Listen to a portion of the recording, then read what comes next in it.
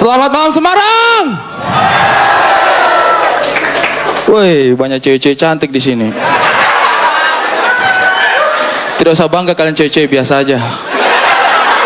Iya, ada ibu-ibu. Bu, karena merayu cewek-cewek cantik itu sudah mainstream.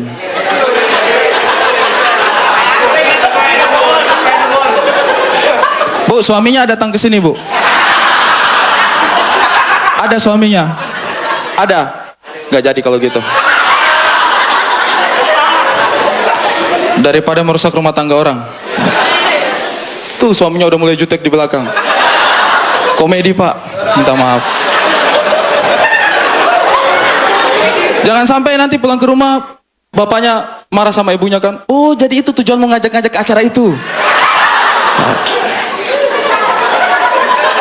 Perkenalkan, saya Ari Kriting. Saya ini asli Wakatobi. Ada yang tahu Wakatobi di sini? Wakatobi itu adalah tempat yang sangat indah. Pantainya luar biasa bagus. Dan dia menjadi destinasi wisata. Saya tetap salahkan pemerintah. Masa sudah bertahun-tahun masih tidak bisa bangun satu MCK umum juga di tempatnya saya? Pemerintah itu, kalau menurut saya pemerintah itu banyak utangnya sama kita, banyak dosanya sama kita. Contohnya hari ini katanya malam ini BBM dinaikkan, ya kan? Itu sebenarnya isunya sudah dari tahun kemarin. Cuma tahun kemarin pemerintah PHP. Ya kan? Katanya dinaikkan padahal tidak jadi. Ini kan pemerintah tidak konsisten. Menurut kalau memang mau dinaikkan ya sudah naikkan saja. Karena ini selalu mengorbankan rakyat kecil. Kalau dinaikkan, rakyat kecil yang merasakan dampaknya. Kalau katanya dinaikkan, tapi terus tidak jadi, kayak tahun kemarin, rakyat kecil juga. Tapi yang berprofesi sebagai penimbun BBM. Kasihan kan mereka? Siapa yang perasaannya mereka taruh di mana coba? Wah, mereka sudah timbun BBM, ternyata tidak jadi naik. Sudah begitu mereka juga tidak bisa tuntut haknya mereka, tidak bisa. Masa penimbun BBM turun demo rame-rame? Naik, tidak mungkin. Tidak mungkin. Macam-macam sekarang program pemerintah yang menurut saya itu banyak yang tidak masuk akal. Ini lagi. Dan anehnya rakyat itu ikut-ikutan saja. Pemerintah sekarang di berbagai kota bikin apa coba? Car Free Day. Iya kan? Hampir di semua kota di Indonesia sekarang lagi ramai yang namanya Car Free Day. Car Free Day. Di sini di mana? Jalan Pahlawan. Iya, kalian sering main ke Jalan Pahlawan, Car Free Day di situ. Bukannya apa-apa. Saya tuh tidak percaya dengan Car Free Day. Dulu temannya saya ajak saya, Ari, ayo kita ke Car Free Day. Itu kan pagi-pagi kan, aduh saya ngantuk. Tapi banyak cewek-ceweknya, oke ayo.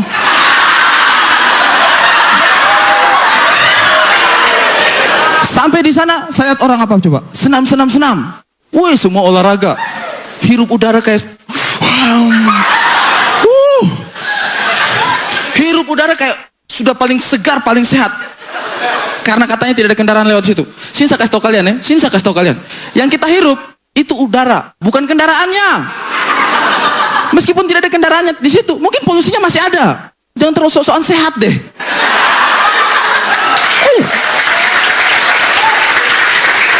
Hirup udara. Kenapa udaranya sehat? Kenapa? Karena tidak ada kendaraan. Bro, yang kita hirup itu oksigen, bukan kendaraan. Memangnya ada polisi yang jaga begitu? Karbon monoksida lewat, bro tidak boleh lewat sini, nilai Car Free Day. Tidak ada. Aneh-aneh di Indonesia ini. Terus satu hal yang kadang-kadang itu mengganggu saya sih sebenarnya. Itu mungkin masalah pribadi. Saya tidak tahu teman-teman merasa terganggu atau tidak. Cuma yang pasti saya itu terganggu. Saya ini kan maksudnya orangnya agak rusuh memang ya. Agak Bu. Santai aja Bu.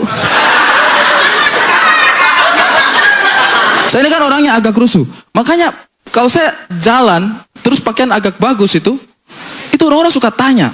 Kalau misalnya saya dari kos-kosan keluar kamar, pakaian kemeja, celana rapi gitu kan, itu pasti ada yang tanya, wih, mau kemana bro? Rapi amat. Ini menurut saya menjengkelkan pertanyaan kayak begini. Suka-suka saya dong, mau pakaian rapi kayak enggak kak, ya kan? Suka-sukanya kita. Keluar kamar, wih, mau kemana bro? Rapi amat. Ini membosankan. Sekali-sekali ganti kak. Wih, mau kemana bro? Yunisara. Bosan rapi amat ya. Saya mau cerita satu hal sebenarnya sama kalian. Kenapa kita selalu malu mengungkapkan kelemahannya kita?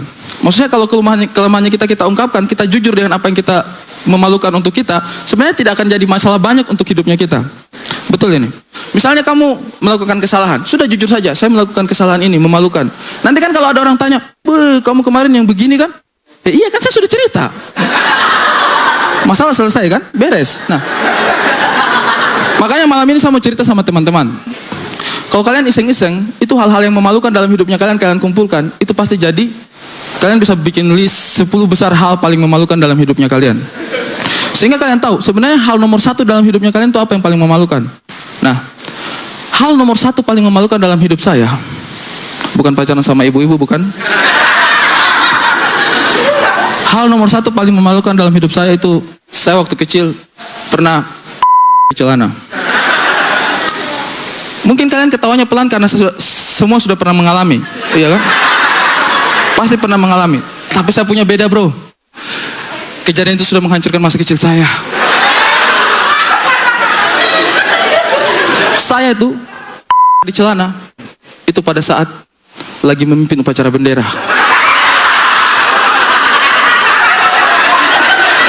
Begini. Di celana itu masalahnya apa coba? Kita tidak pernah sadari kapan dia datang. Itu di celana itu kayak rindu gitu, bisa datang kapan saja. Iya. Dia tuh bisa datang kapan saja, serius.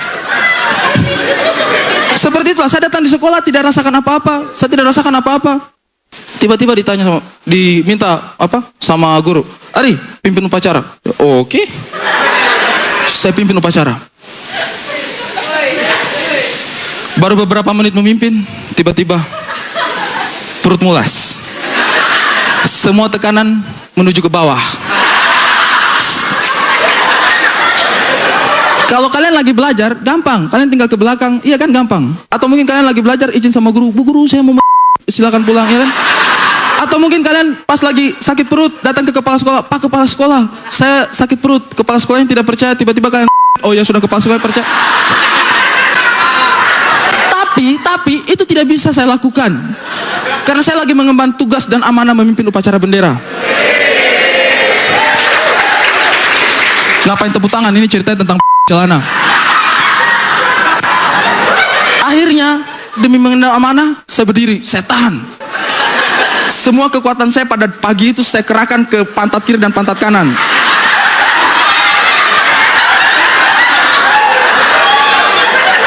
Itu yang namanya otot pantat kiri dan pantat kanan menyatu, itu luar biasa.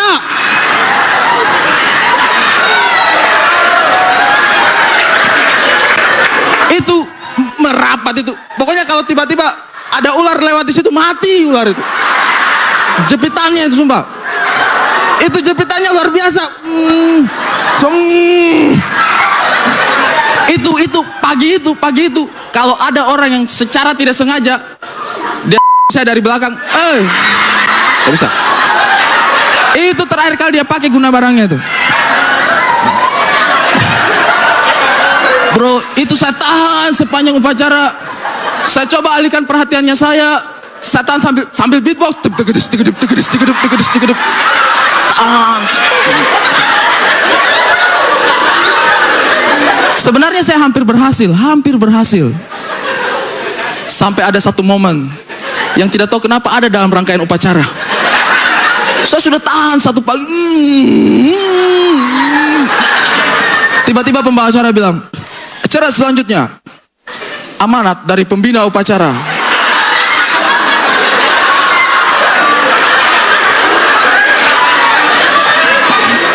Tapi mau tidak mau yang namanya tugas untuk amanat, istirahat di tempat. Cret, saya Hari Kritik, selamat malam.